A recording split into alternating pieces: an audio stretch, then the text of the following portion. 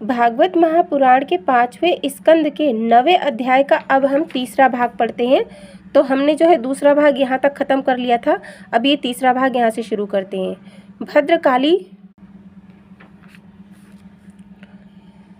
ने उसको सिर झुकाकर देखकर सोचा कि ये सब ब्राह्मण ऐसा ज्ञान नहीं रखते कि प्रजा को बलिदान देने से मना करें और इस हरि भक्त ब्राह्मण को दुख न दें।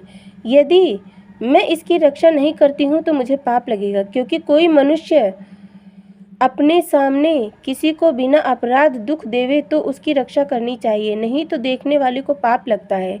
ऐसा विचार कर भद्रकाली ने बड़ा क्रोध किया और खड़क तथा खप्पर हाथ में लिए हुए चिल्लाकर ऐसे गरजी कि वह शब्द सुनते ही राजा अपने पुरोहित समेत बहरा होकर मूर्छित हो गए और तलवार गिर पड़ी। भद्रकाली ने उसी खड़क से राजा और पुरोहित का सिर काट दिया।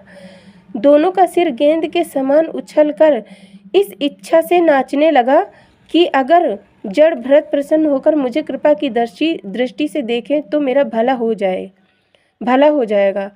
इनके दुखी होने से मेरा कल्याण न होगा। भद्रकाली के नृत्य करने पर भी वे उसी तरह माथा झुकाए खड़े रहे। तब भद्रकाली ने स्तुति करके उनसे कहा, हे ब्रह्मदेव, आप कृपा करके मेरा अपराध क्षमा करें, क्योंकि जब कोई भक्त एवं सेवक दूसरे का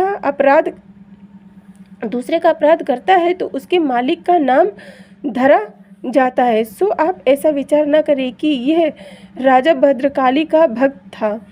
यह तो मेरा बड़ा दुश्मन है, जिसने आप जैसे महात्मा को दुख देना चाहा और राज्य व धन के मद में अंधा होकर तुम्हें नहीं पहचानता।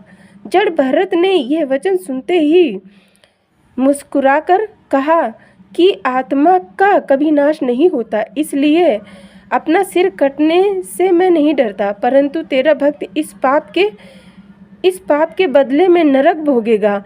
इस बात का मुझे बड़ा सोच है। जड़ भरत ऐसा कहकर वहां से चले गए। इतना कहकर श्री सुखदेव जी बोले, हे राजन, तुम निश्चय करके जानो कि जो व्यक्ति अपना मन श्री नारायण जी में लगाए रहता है उसे कोई दुख नहीं दे सकता।